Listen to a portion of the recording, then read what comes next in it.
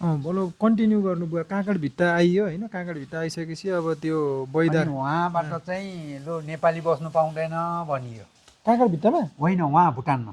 ए त्यो त अनि त्यसपछि आइसकेको भयो ल, ठिक छ। त्यसपछि चाहिँ ट्रक रिजर्भ गरेर आएँ, तर लुकी छिपी होइन, ट्रक रिजर्भ गरेर आफ्नो भाइभरको सामान हालेर। मच्छेड हो कि अब खै हातमा? ए होइन रहेछ। भन्नु भन्नु। अनि आइयो काँक्रीभिट्टा, आइयो काँक्रीभिट्टा आएको बेलुका भरेटी किने। ए नेपाल आउने बित्तिकै? नेपाल आउनु बित्तिकै। कति किन्नुभयो बुवा घडेरी? कति पैसामा किन्नुभयो त्यो नि भन्नु न। अब त्यति त्यो जमानामा 2000 कतिमा? 45मा? 9,000। ए नेपाली 9000मा घडेरी किन्नुभयो? स्पेसल घरेटी यस्तो चोकमा किनेको मैले, के भन्ने अब। कति किन्नुभयो? त्यस्तै 4 आना 5 आना थियो होला। 5 आना जग्गालाई 9000 नेपाली। त्यो लियो, त्यो लिइसकेपछि अनि त्यहाँबाट यिनीहरूले सबै त्यहाँ छोडेर त्यो घरेटी मलाई पनि, म पनि त थिएँ त्यतिखेर। सुन न, घरेटी पास गर्नलाई मलाई के चाहियो त भन्दा नागरिकता बेगर केही नहुँदो रहेछ नेपालमा।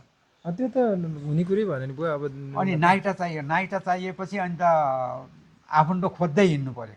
त्यहाँबाट घरमा नगएर एकैचोटि लापिलाङ गएँ दिदी भेनाकोमा, उता दिदीहरूकोमा। अनि वहाँ गयो, वहाँ गइसकेपछि नाइटा खुलडुल गर्दा गर्दै अनि त भेनाले मलाई उहाँ सर्लाही पुर्यायो। ए हाम्रो पत्थरकोट। सर्लाही पुर्याएपछि नागरिकता ल टोली आउनेलाई नागरिकता बन्छ भनेर भनिदियो गोपीलालले। गोपीलाल भन्ने पञ्चप्रधान थियो, पञ्चायतीकालको कुरा यो। ए हजुर। अनि ल हुन्छ यहाँ नागरिकता बन्छ भनेपछि अनि फेरि भाइले के गर्यो त भन्दा यसो नहुने बेलामा, खट्टीको बेलामा ती आउँदैन, कुटे खाने बेला बुद्धि आउँदैन भन्थ्यो। अब भाइलाई पैसा लगेर उसलाई दिनु छ, मैले अलिअलि लिएर आएको। अनि त्यही अर्थमा चाहिँ भाइले लु दाइ, दाजुभाइ कस्तो हुन्छ भने पैसा छ भने त मरे पनि चाहिने, बाँचे पनि चाहिने। अनि पैसा अलिक छैन रहेछ भने त मरे पनि नचाहिने, बाँचे पनि नचाहिने हुन्छ दाजुभाइको जाटेर है। हुन त एउटा कुरा एकछिन सोच्दा दुःख लाग्दो कुरो हो दाजुभाइ किन। अनि त्यहाँबाट लो दाइ मरे पनि चाहिने, बाँचे पनि चाहिने, लु कि मुखै नदेखेको भए हुन्थ्यो, सँगै बस्नुपर्छ भनेर सरलाई लिएर आयो यसले। उहाँको घरेटी बेचियो 9,000मा किनेर 60,000मा बेचेँ। हेर घाटा लागेर।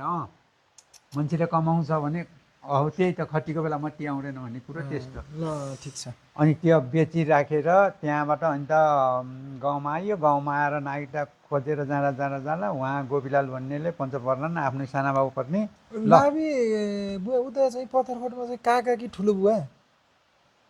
काका हो। अनि हजुरले चाहिँ ठुलबाबालाई चाहिँ वहीँ छोडेर आउनुभयो? हजुरहरू मात्र आउनुभयो कि ठुलबा पनि आउनुभयो त नेपाल आउँदा? नेपाल आउँदा त ऊ त पहिले आयो नि, 1.5 महिना काम गरेर 15 दिनको तलब थाप्यो, 1 महिनाको पैसा त्यत्तिकै छोडेर आयो। ठुलो बाबा चाहिँ बिरामी भएर आइहाल्नु भयो, फर्केर आयो। अनि कहाँ बस्नुभयो त नि ठुलो बुवा चाहिँ? अनि कतिवटा कुरो चाहिँ कसरी छोड्नु पर्यो त भन्दाखेरि दाइसँग अलि डिस्कस भयो। अरू दाइसँग होइन, ए हजुरको प्रेमको बासँग कस्तो खालको डिस्कस भयो भन्दाखेरि त्यसलाई छोटो भन्नुभयो। अब यता आइसक्यो, उसले लगेर मलाई दार्जिलिङमा छोड्ने भने। दार्जिलिङमा? ए दार्जिलिङमा उसको लापिलाङ भेनाको दाइ माइला चाहिँ लापिलाङमा थियो, के अरे दार्जिलिङमा। हजुर, लापिलाङको।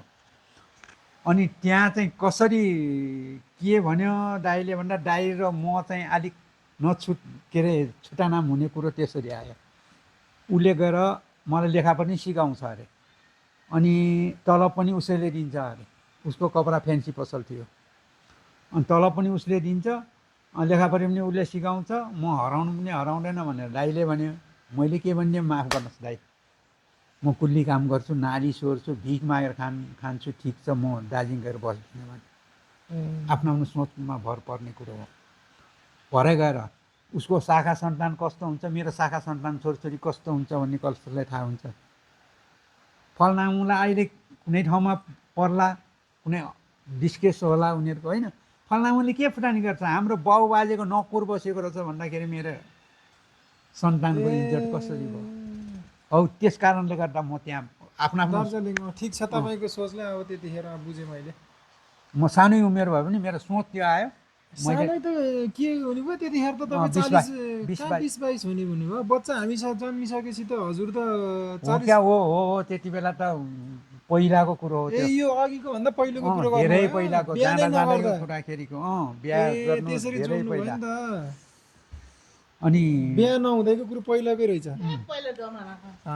ठिक छ ल त्यो दाइसँग त्यसरी अन्त छुटेपछि अलग अलग भयो आजसम्म भने कुरो मान्ने आजदेखि नमान्ने भने तँ मरे पनि म जुठो पार्दैन म मरे तैँले जुठो पार्नु पर्दैन तेरो मुख पनि म हेर्दैन मेरो मुख पनि तँ हेर्नु पर्दैन भन्छ दाइले दाइले भनेको कि हजुरले दाइले हजुरलाई एकछिन आमा पाउँ त्यहाँदेखि टोरियो अनि म उता विदेश भाषियो भन्नाले दाइले चाहिँ उता दार्जिलिङ गएर बस भन्दा हजुरले नमानिसकेपछि दाइले रिस उठेर त्यसो भनिदिनु भयो ठिक छ ल तपाईँ अनि यता आउनुभयो सम्बन्ध बिग्रियो दाजुभाइको दाइसँग अनि मन बिग्रिएपछि म त्यति बस्दा पछि घर जानु पनि मलाई मन भएन अनि गइएन त्यहीँबाट अनि उता हानिदिनु भयो अनि उता सरलाई गइसकेपछि घर आवट जावट कसरी भयो त भन्दाखेरि उसको भान्जीको बिहा भयो कान्छी भान्जीको मामा ल तपाईँ मेरो कान्छी बहिनीको बिहा तपाईँ जसरी पनि जानुपर्छ नगई हुन्न भनेर र्याक गरेर जगन्नाथले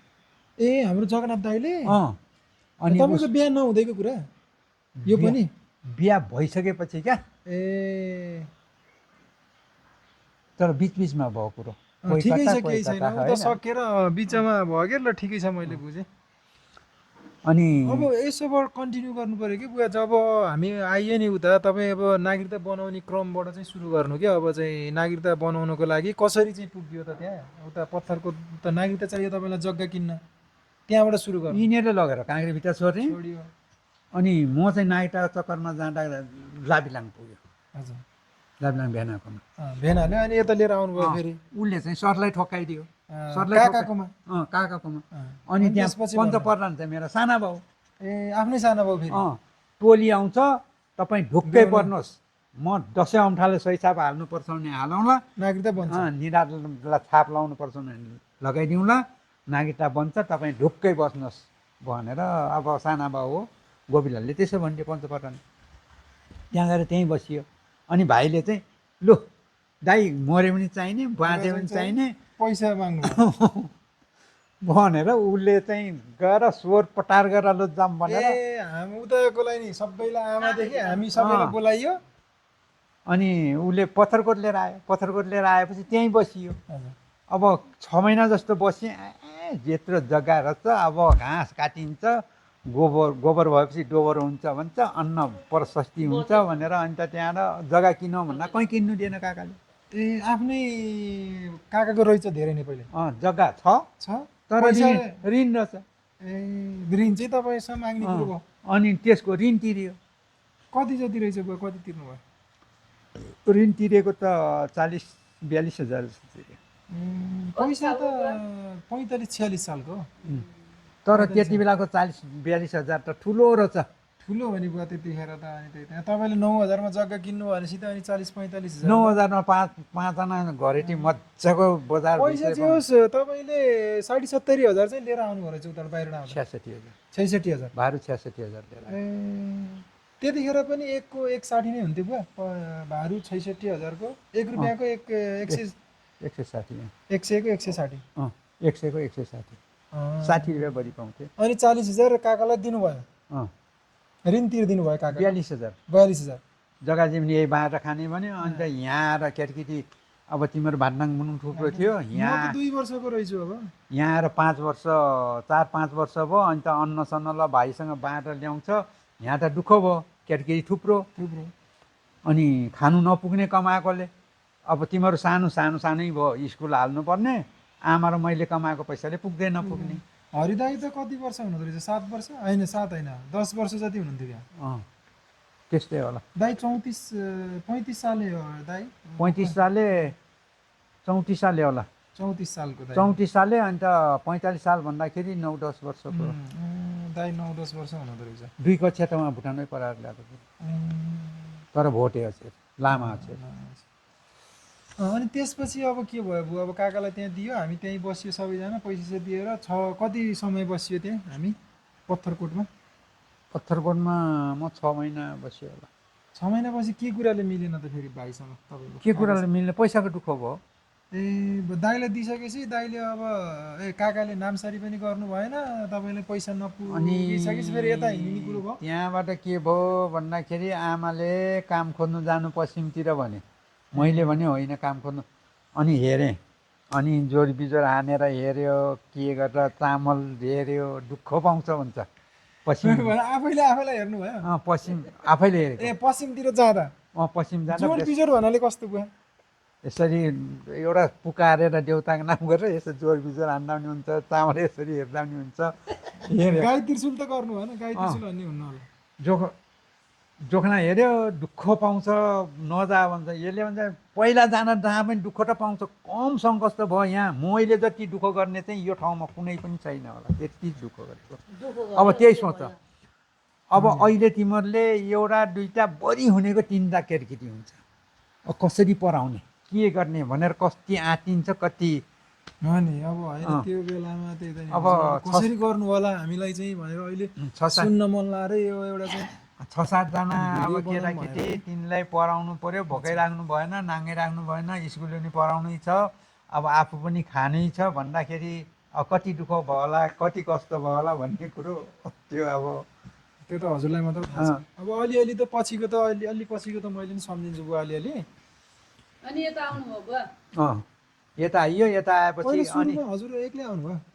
यता तर मलाई के बुवा यहाँ यो चौकी छ नि, त्यतिखेर देउपुर चौकी सानोमा त्यहाँ माथि त्यो झोलुङ्गे पुल छ नि, झोलुङ्गे पुल, त्यो तरेर यहाँ आएको चाहिँ याद छ कि मलाई। हाम्रो त्यो बुधे कि के भन्ने हुनुहुन्थ्यो नि एकजना दाइ, बुढे कामी भन्ने दाइ के, उसले यहाँ काँधमा हालेर आएको चाहिँ याद छ कि मलाई। त्यो म कति वर्षको हुँदा आएँ म यहाँ? 2 वर्षकै हुँदा सानो।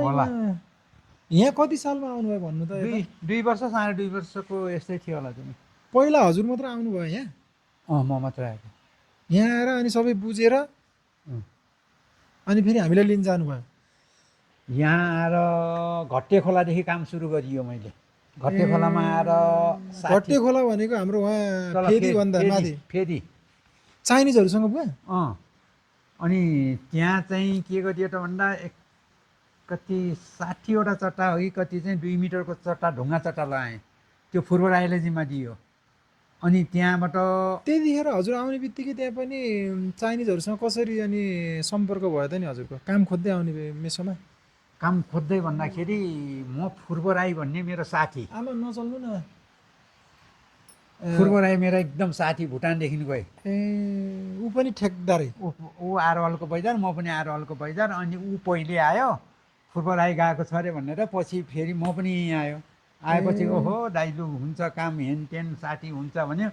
अनि ढुङ्गा चट्टा लाएँ, ढुङ्गा चट्टा लगाएको उसैले जिम्मा लाएँ। अनि त मलाई कलपट पऱ्यो उसमा, पाङदुरमा ठेक्का 2टा कलपट छ, लोक कलपटमा जानु पऱ्यो भनेपछि अनि त उही त्यही फुर्बराईसँग मिस्त्री मागेर लिएर आयौँ। 5 जना मिस्त्री दियो।